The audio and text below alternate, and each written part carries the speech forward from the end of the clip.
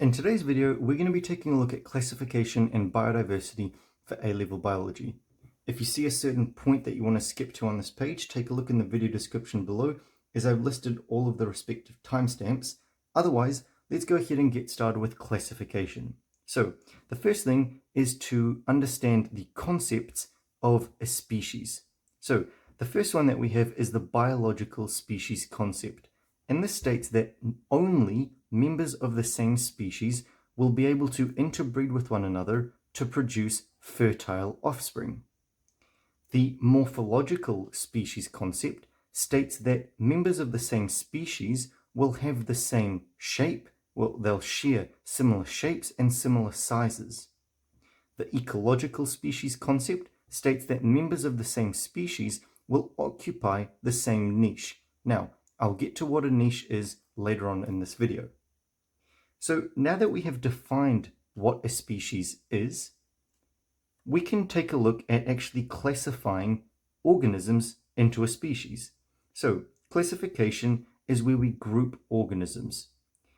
We have artificial classification, which divides organisms into groups based on observable traits. For example, if we have a bird, the observable traits could be its head shape, its beak size, its eye color maybe, the overall color of the bird, how many claws it has, etc. These are traits of artificial classification. Phylogenetic classification divides organisms into groups based on the evolutionary relationship that one organism shows with another organism. Right, so the evolutionary relationship between two different organisms. And we can actually find this out by studying the DNA or by looking at fossils. So each group that phylogenetic classification creates is called a taxon. In taxonomy, we rank so we put each taxon into a order, into a hierarchy based on the evolutionary line of descent between each of those taxons. And the next step is then to arrange those taxons into a taxonomic rank. Now, there are 8 taxonomic ranks that we need to know. We have the domain, we have the kingdom, the phylum, the class, the order, the family, the genus, and the species. So the mnemonic that we can use to easily remember all of these is delicious king prawn curry or fat greasy sausages. Okay, so that is taxonomy. So now let's take a look at the highest taxonomic rank that we have, which is the domain. In living organisms, we have 3 domains. These are bacteria, archaea, and Eukarya. Archaea share some similarities with bacteria and some similarities with Eukarya. So now let's go ahead and take a look at the respective characteristics of each. So bacteria will only ever have a peptidoglycan cell wall.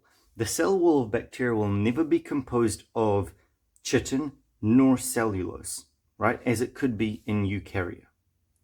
Some traits that are shared between bacteria and archaea, well, in bacteria and archaea, there are no double membrane bound organelles like a nuclei or a mitochondria.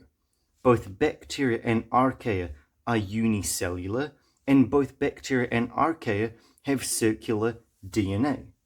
Now, something that is the same between all 3, bacteria, archaea, and Eukarya, is the fact that they have 70S ribosomes. Now, archaea, the traits that are only found in archaea is that they are extremophils. So this means that they are found in extreme environments, like areas of extreme heat, of extreme cold, maybe an extreme salt level, so in high salinity. Archaea also have ether lipids in their phospholipid bilayer. Now, ether lipids are composed of a glycerol attached to alkyl chains by ether bonds, which are very, very strong. Eukarya, some things that are traits of only Eukarya is the fact that they have ADS ribosomes, and they never ever have a peptidoglycan cell wall. It will either be of chitin, as we will later see is the case in fungi, or cellulose, as in the case of plantae. Eukarya also has linear DNA complexed with histone proteins, so in the form of a chromosome, and Eukarya also have single and double membrane bound organelles like nuclei and mitochondria.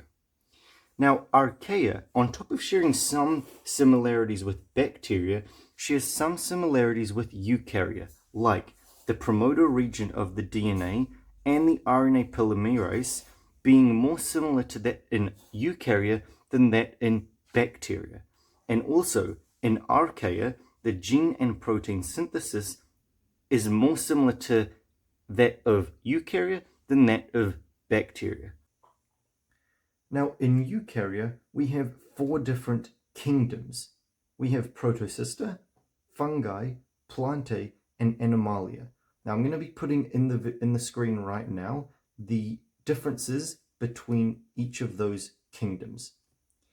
So, as the name suggests, Eukarya means that all of these kingdoms are eukaryotic, meaning that they all have linear DNA complexed with histone proteins. Now, we have Protocysta and fungi. The first thing that we'll look at is the Protocysta. So, the majority are unicellular or groups of similar cells. Some are multicellular, but less complex than plants and animals. Now, in fungi have no chlorophyll, so they feed heterotrophically, okay? They obtain their energy by eating other organisms.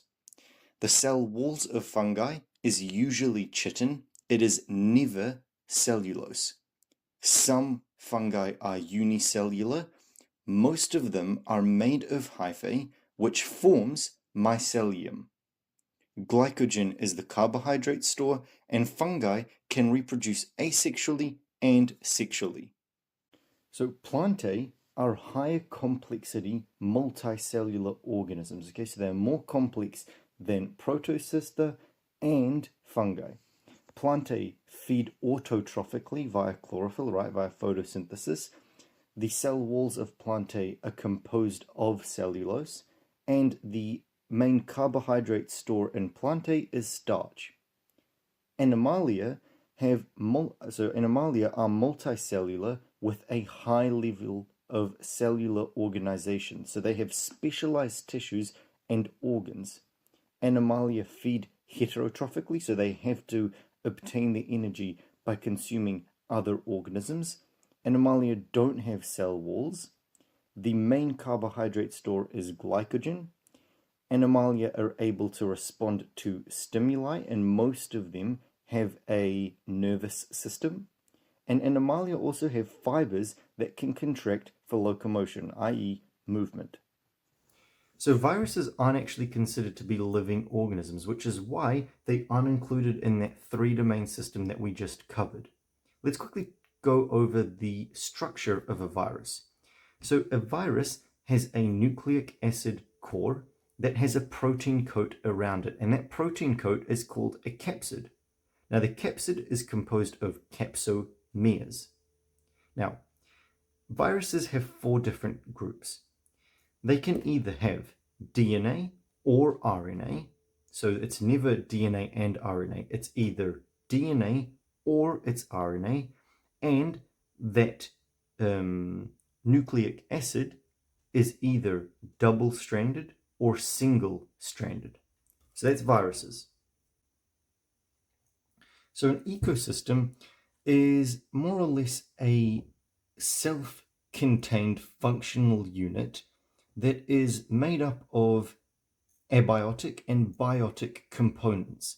So abiotic refers to the non-living components, and biotic refers to the living organisms. So an ecosystem has abiotic and biotic components interacting with one another. The niche refers to the occupation of an organism. So it refers to the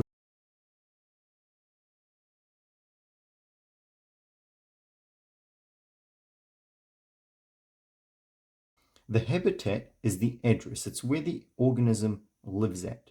Okay, so the habitat will be all of the environmental conditions which house the organism. So let's take a look at biodiversity now.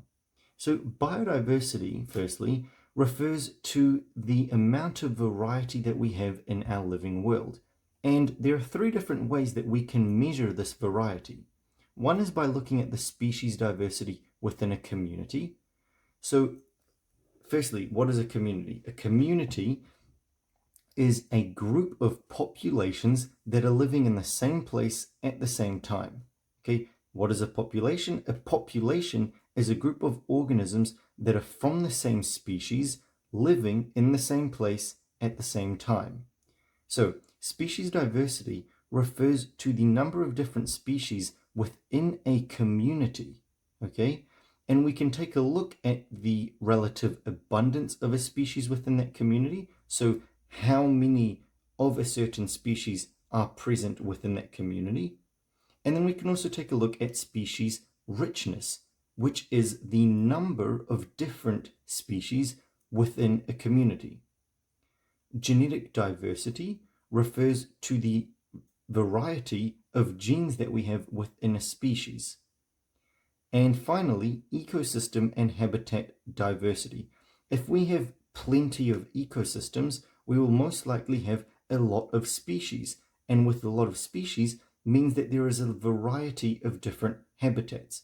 So if we want to take a look at the biodiversity of an area, we can take a look at these three factors to get a pretty good idea. So now let's take a look at ecology. Ecology is the study of the interrelationships between organisms and their environment. Now, it's important to take a look at the following terms. So a producer is an organism that can obtain energy without having to eat another organism. So most of them are photosynthetic organisms, right? Because a leaf, for example, can turn light energy into chemical energy.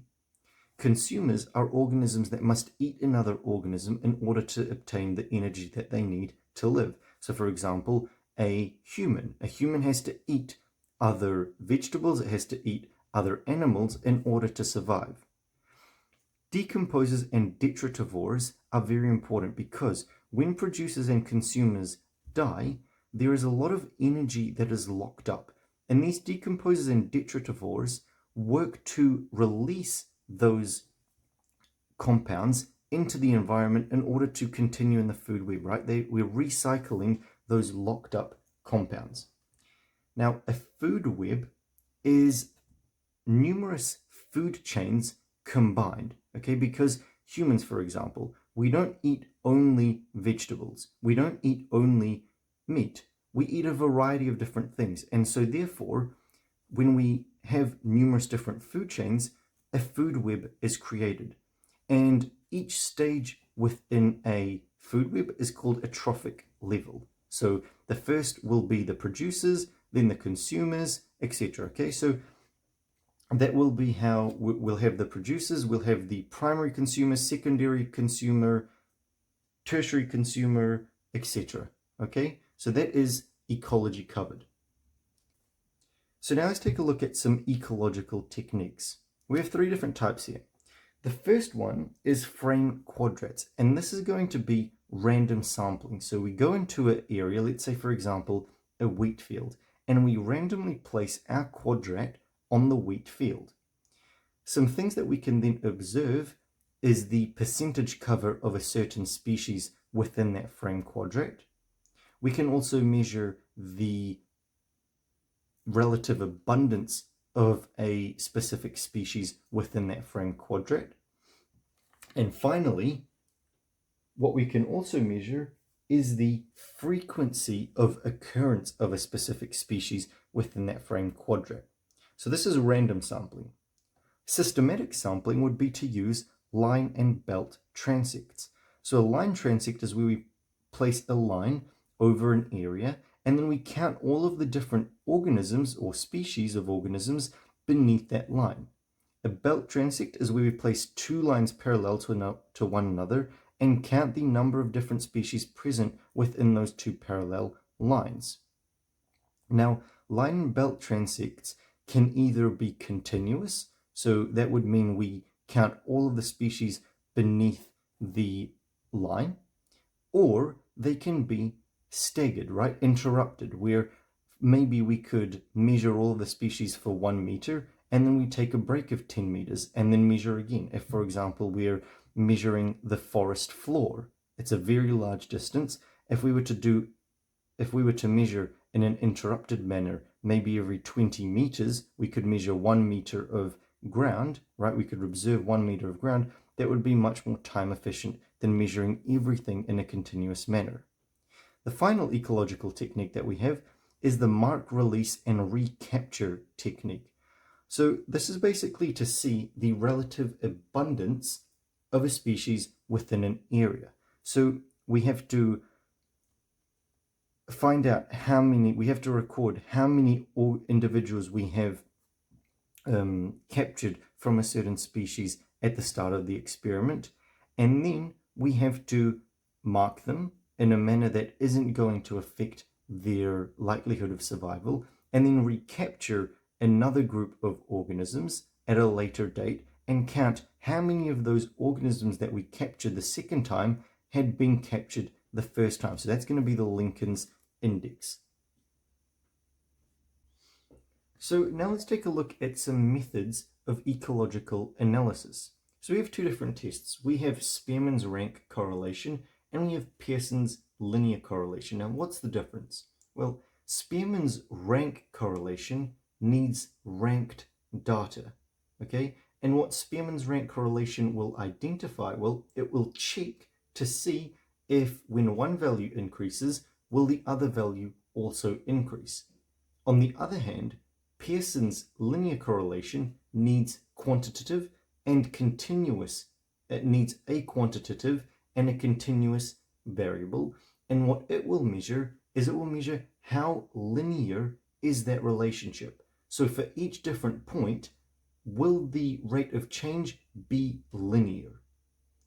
Simpson's index of diversity will calculate what is the diversity of a specific area.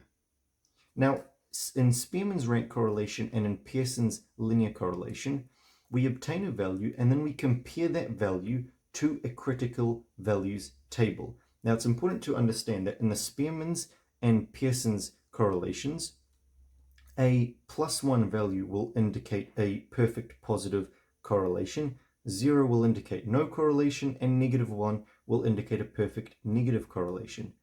It's also important to understand that after we do our calculations, we may obtain a negative value. And when we get that negative value and compare it to the critical table of values, we have to make sure that we just cancel out the negative sign. And then what we get is we get our calculated value and we compare it to the critical value at p is equal to 0.05, unless it's otherwise specified. Now, if the calculated value is less than the critical value, we then accept the null hypothesis. If the calculated value is greater than the critical value, we reject the null hypothesis. So the null hypothesis states that there is no significant relationship between the two variables in discussion. So that's it for this video. If you found it helpful, take a look at some of the other content on my channel that might interest you. Otherwise, thanks very much for watching, and I hope you have a great day.